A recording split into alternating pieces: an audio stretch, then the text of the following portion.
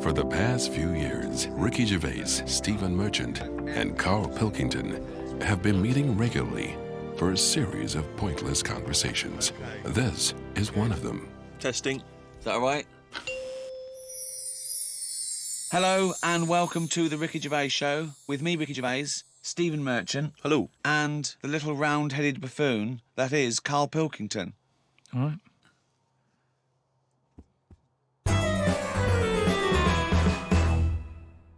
Well, Carl, you are officially a published author, and a copy will go in the British Library. Well, they have to take every rubbish. I think it'll go in the British Library lavatory. From what I understand, it'll be in there with like a collection of like novelty postcards and maybe a Viz compendium. But, you know. Yeah, so they take everything. Just think of that. But why do they do this? Why do they think they've got to keep everything? Because we're living in a world now where everything is sort of binnable, and you know we use stuff for what it is. Well, I think you could say that. That's fine. That's fine. There was a sort of poetry to it, but I think he stumbled across that. I don't think it was intentional. Yeah, I mean, I still haven't got over him saying foodage. Do you know what I mean, though? That the world's changed, so why is that rule still hanging around when... Well, it's not a rule. I mean, it's not a rule that, you know, the country's going to, you know, live and die by. It's just that it is seen as a repository for knowledge, for information, and I don't believe any old Joe can wander in there and get one of these books. I think you have to either be a scholar... I think maybe it's open for a brief window for students, but you know, you couldn't just wander in there and see your own book, Carl. You know, there are some books that they have to turn the page for you in gloves, so the amino acids. I hate that. With yours, it won't matter. They just go, it's over there, or they throw it to you. No, it's just. Or they slide it along the floor. They say, "Oh, I can't give it to you, Carl, because it's propping up this desk." Yeah, they kick it to you and say, "Put it in the bog when you're finished with it." It's just that thing of being timed, though. I hate it when people go, "Oh, have you read this?" And then I can't read it properly because I'm thinking they're thinking I'm taking ages here. Do you know what I mean? So I have to scan read it. And I go, "Oh, it's good, that." And they go, "What do you think?" And I go, "Oh, about what?" So I hate the fact that someone stood there with gloves on, because that isn't normal, relaxing sort of reading, is it? But it's not. You don't go in to read the Doomsday Book, let's say, in order to just have a relaxing read. You're going in there to study There it. are certain, to say they're professors and scholars and scientists and historians. They don't wander in because it's raining and they go, "What's a good read?" There's not a man wearing white gloves turning the pages of the latest Jackie Collins. No, exactly. Do you have heat? Watching your lips move as you read to see if you should turn the next page.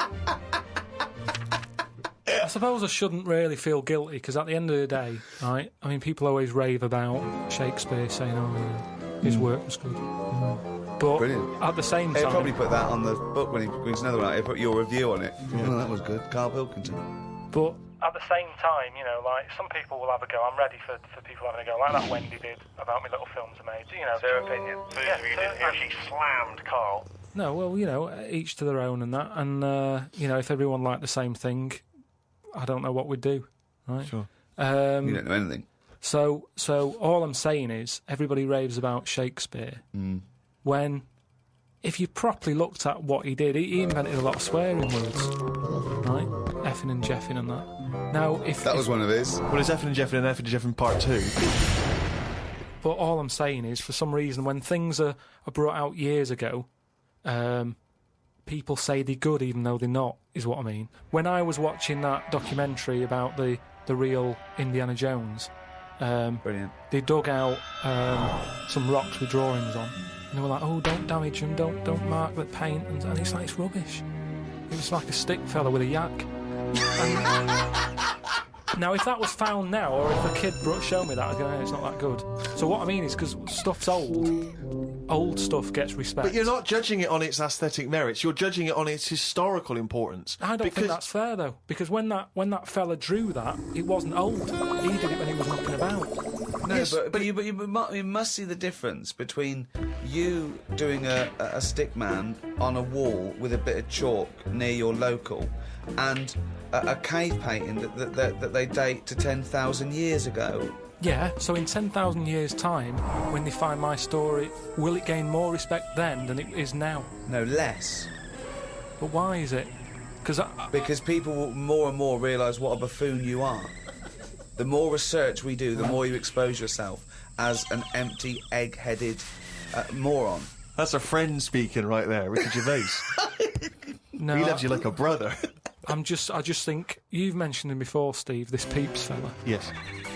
Has he done anything else apart from a diary? Because now I've done a book and a diary. That means you're better than Pepys, Well, is what you're thinking, Well, isn't it? I'm not going to say that until I know. But what else did he do? Well, Pepys wasn't a writer predominantly. I believe he was, like a bureaucrat or something. But he kept a diary which has since become a historical landmark. And what did he say in it? Well, it's again more because it's both well written and it's also an amazing insight social into document a social as well. document. Yeah, Yeah. it's a social document. I mean, of that yours period. is a social document, but it sort of revolves around having egg and chips and a calf and seeing a ladybird, which, you know... But that's today's living. That's Well, what I'm saying. his describes the Great Fire of London, which is what it's most. It's But best we haven't remembered had for. one of them. If we had one, I'd write it down. I'm only writing what's happening. He was just lucky. He was about in London when that happened. The thing is, if they read your diary, they'd think, well, nothing happened that year. Nothing important in the world happened that year. Because your diary doesn't just mention. I mean, okay, yes, it does. It fails to mention any disasters in London because we haven't had any. It doesn't mention any world events. It doesn't mention wars in Iraq, But I don't terrorism. need It doesn't to mention now. anything. But that's all been wrote about anyway. If you're saying there's a museum that's keeping everything, there's loads of other books for that. Who's looking at the fella whose skulls fell off? What? We see. It's interesting, isn't it? A fella's skull has fell off. What do you mean his skull has fell off? It's something to do with circulation. But what do you mean his skull fell Well, off? it's in the diary. We But might how look can at a the diary. skull fall off? Because it's surrounded by tissue and it's got a brain. How can just his skull? How can it detach itself from all the stuff surrounding He it? mislaid all his dreams. But all I'm saying is that's not getting a look in. No, because it's not significant or probably true. Carl, you have the same concepts that you worked out and decided that were true at about 10, I think. I look at life like a Box big of chocolates? book, like a big book. Right, okay, yeah. Right? And sometimes you get halfway through it and you go, even though I've been enjoying it, I've had enough.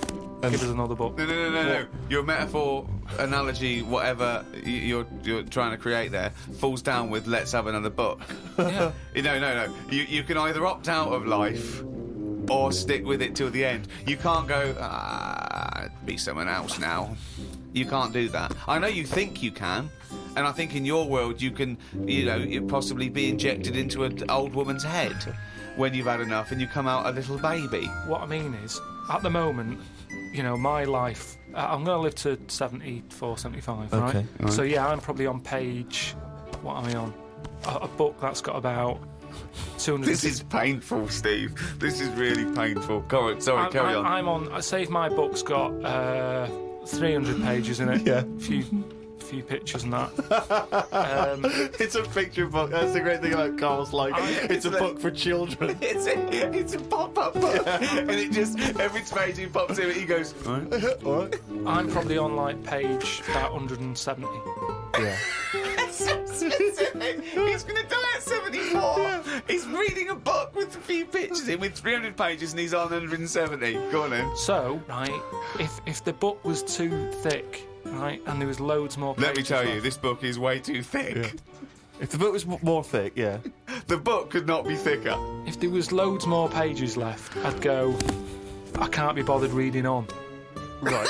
Okay. But you Let him finish the He must analogy. have known that when he saw the book. You don't... Got to finish this analogy, Right. otherwise we're going to be here all night. Listen, he must have known how many pages there were when he got the book out of the library. Yeah, but the way they write books, they're painting pictures more at the beginning, you're going, this is good. And then it gets a bit boring as it goes on, doesn't it? Okay, well that works. So you're saying that you were young... No, it doesn't work. Well, Well, no, you just well, accepted no. that that's what all books are like. No, but there's a little bit of poetry in that because he's actually saying that when he was young, his whole life was ahead of him. He couldn't wait the whole world, the promise that he was given of this world, and now he's a bit jaded and he's more cynical, and he realises that the world hasn't got as much to offer him as he thought it was. Is that what you meant? Yeah. Liar. Actually, Carl, you like sayings, don't you? Got a list here of some of the sayings and phrases that Shakespeare made up, really. In a pickle was his. Yeah. And we know what in a pickle Yeah, we means. know what it means. It's a saying I'd never use. Because when you're in a pickle, it's not something that you would say. No, if you're captured and you're being tortured for information, Yeah. you wouldn't, and you get access to a phone, you wouldn't go, MI5, I'm in a pickle. You'd be screaming, going, You're taking my teeth now. While you've been talking about that, I just was looking on the computer at the Pun of the Day website. Here's a couple that you might like. There was a sign on the lawn at a drug rehab centre that said, keep off the grass. Okay, now if the pun is the lowest form of wit, and let's face it, sarcasm isn't, sarcasm is up there compared to the pun, then the drug pun, I think, is one of the lowest of the low. Oh, people who congratulate themselves on getting drug references. Keep off the grass, will you? Grass, get it? Grass. You're smoking the grass, yeah. I think pun should be short for punch him in the mouth. Idioms are better. Go on then, what's an idiom? Is that a new word you made up? No, As in I Carl know. Pilkington's a complete idiom. I found out what it was because I thought, oh, I like them. What are they? Right. And it's like little sayings. Yeah, that's right. That sum stuff up. Go on, give us an example of your favourite. Oh, can I just say one? Talking about sayings, Carl was getting fed up with something. He was fed up with not getting replies from something. He's having a hard time, And I went, oh, the worm has turned. He went, what? I went, the worm has turned. You've Stupid saying, isn't it? No, okay. Tell him why you think that's a stupid saying. Because how do you know when a worm's turned? Of all the creatures that you could flip over and know it's turned, why pick a worm? It's the worst thing they could have picked to express something turning. But you're taking turning literally. It means changing, doesn't it? Changing your attitude. A new broom, turning over a new leaf. Yeah, but things then are going to use be something that different now, and changes. I'm sick of it. Chameleon. No, but Chameleon is a brilliant thing to use for something to change. Chuck that in a sentence. There's nothing that you can link a worm to human life to. You're talking about something it's blind, isn't it? It's blind, it's deaf, Gay. it's got no features. Why is he having such a go at a worm? Just because it's a weird thing to use. Something that its arse does more than its head. That could be said of you, Carl, to be fair. Oh, chimpanzee's that? He's gone and written it down again. Just reading excerpts of Carl's diary. Went home and looked up Freud on the internet. Didn't find him that interesting, so looked at some other philosophers instead. Socrates, Aristotle.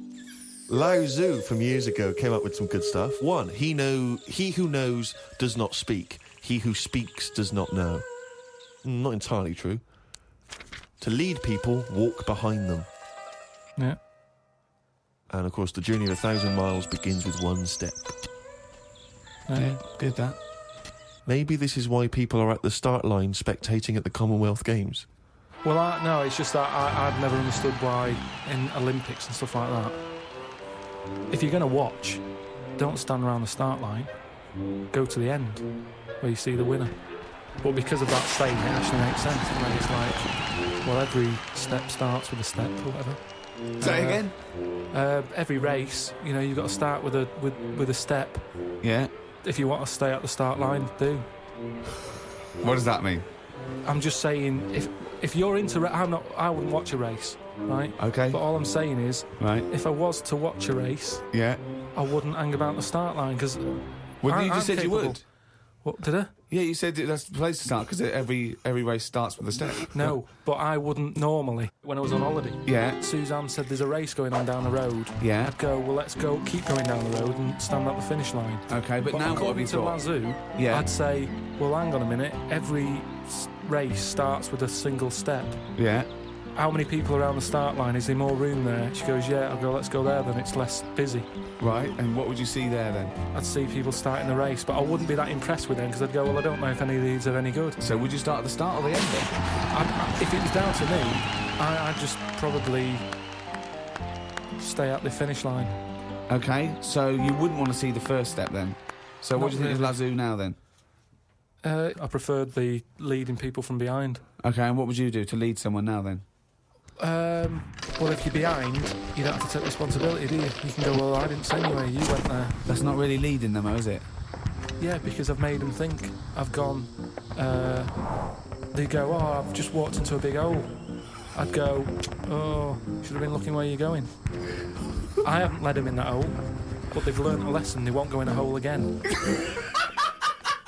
was one of the greatest conversations I've ever been a part of. I mean, that was incredible. Never mind Aristotle and Socrates. That was incredible, That was incredible, Carl. One of the key catchphrases, if you like, from the war, Carl, was, of course, keep the home fires burning. Is that like saying you're away, but don't worry, when you come home, the house is warm? Pretty much. Sort of. Yeah. Never forget where you're from. We're remembering We're you. here, waiting for you. Yeah. Again, it doesn't say what it means. So there's you know, risking your life, and you're getting a letter from home saying we've got the heating on. Again, working hard, paying the bills, they've got the heating blaring. Put your coat on. Start panicking, we're keeping the home fires burning. What? I didn't know. What do you mean, what fire? When have we had that in? I thought we had central heating. Who's she got in? Who's this bloke who's moved in, changed the heating system? It's all extra hassle. Do you know? Yeah, this is why it's best not hearing from people. Go on. I was Brilliant. in the jungle, wasn't I? Yeah. Right. For this programme. Suzanne. It should explain that Carl wasn't on manoeuvres. We sent Carl around the world for a programme. Well, hang on, though. I want to hear about the fact he was in the jungle and he didn't want to hear anything from home because... No, on a lot of the trips, I had a phone now and again, so I could call Suzanne. When I was in the jungle, I was out of contact for like 5 days. Nothing. Didn't know what was going on where. Right? I get out of the jungle. I call Suzanne up. Everything all right? Yeah. What bills have we got? And then I said, how was it? And she said it was reassuring, it was all right, and it's reassuring that if you died, it'd be all right. What? That was from Suzanne. What do you mean? What Because was she it was like I was dead for 5 days. She said things weren't that bad. I still got stuff sorted out. It's reassuring. She said what? She said you called her up after 5 days of being in the jungle, eating grubs and having things try to climb up your knob. Yeah, surviving. Right. There's me, the first phone call I get, I put the phone on. I'm going to call Suzanne, let her know I'm all right. Sorry, you could get the phone calls in the jungle, but you didn't want it. What do you mean you turned the phone? I thought you meant you were... No, it was off because there's no signal. You got out of the jungle. You got I got out of the jungle, right? put the phone on, Yeah. thinking, right, I'll call Suzanne, let her know I'm all right. I've been to Ellen back here. Call her up, everything all right. What's it been like? I said, that's the longest we've ever gone, isn't it? I don't think I've ever gone 24 hours without talking to her for 17 years. Yeah. Suddenly, there's a week when I'm not talking to her. Yeah. She goes, yeah, it started off weird, but it's reassuring that if you were dead, I can handle it. Because she said, I sorted everything out still. I could handle it if you weren't here. What offended you most? The fact that you did that you want her to be dependent on you, or the fact that you realise you make no difference at all in her life.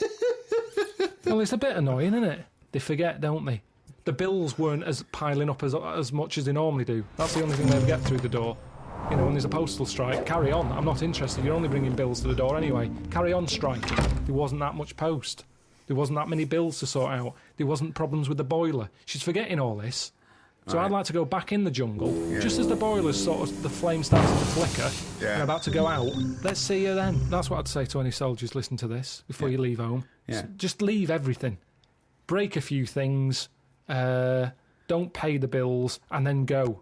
And they'll miss you more.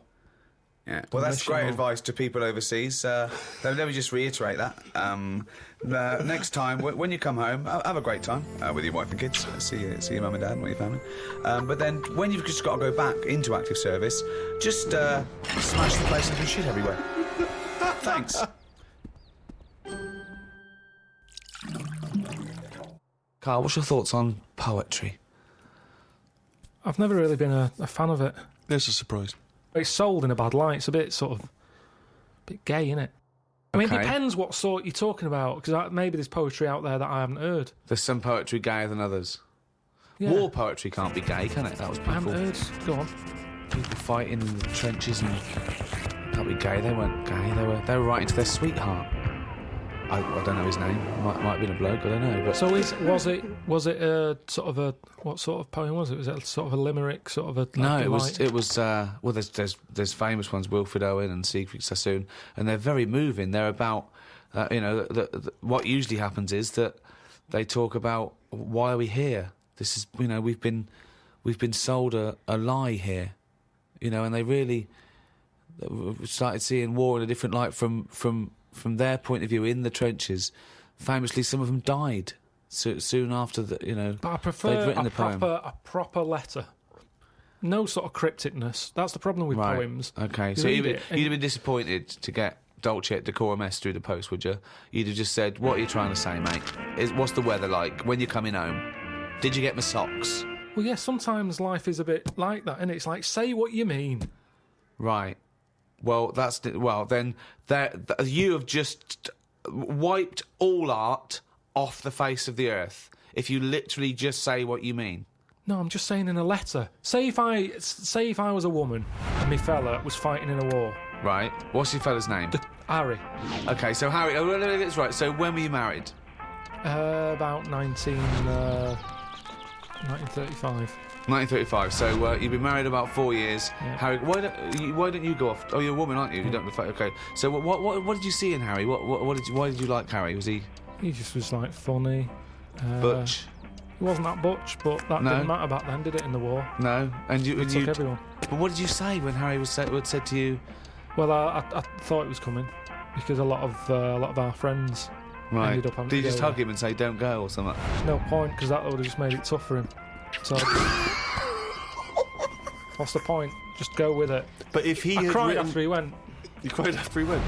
That's what you do, innit? You wouldn't do it in front of him. He's got to go to battle. Okay, so your man goes off to battle. Right. Then I get a letter from the Colonel saying, "Oh, bit of bad news. Harry's dead." Now I get a letter in the post. He said what he meant, didn't he? In the Well, yeah, and they would do, wouldn't they? They wouldn't fanny around saying, "Oh, he was on the warpath and the cloud went dark." I go, "What? Just tell me what happened. I don't want a weather forecast." He got shot at the arse and the bullet came out his head. Right. Now, the Colonel, he would just tell me the basics. Now, because he sent his by Telegram. telegram, they sent a telegram. The letter I get from Harry has been stamped, so I get it late.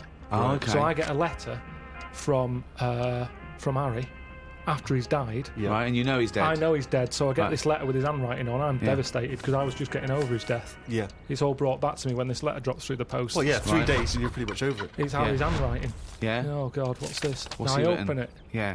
and instead of saying things are bad here, socks are damp, everything's grim, it's cold, I'm sick of it, there's a poem. It wouldn't feel like it was from Harry. Well, Because it's not in his words. Poems are never in the person's words. But didn't you know Harry was a poet when you married him and made love to him No, that I only night? picked it up because other people were doing it. Something to do in the trenches. But when he carried you over the threshold, Carl, and he laid you down and gently kissed you, didn't he say any? Didn't he ever? He must have whispered some sweet nothings into No, your it wasn't hysterical like red that. head. It wasn't No, like that. Straight no. to the point. It was like, get your knickers off.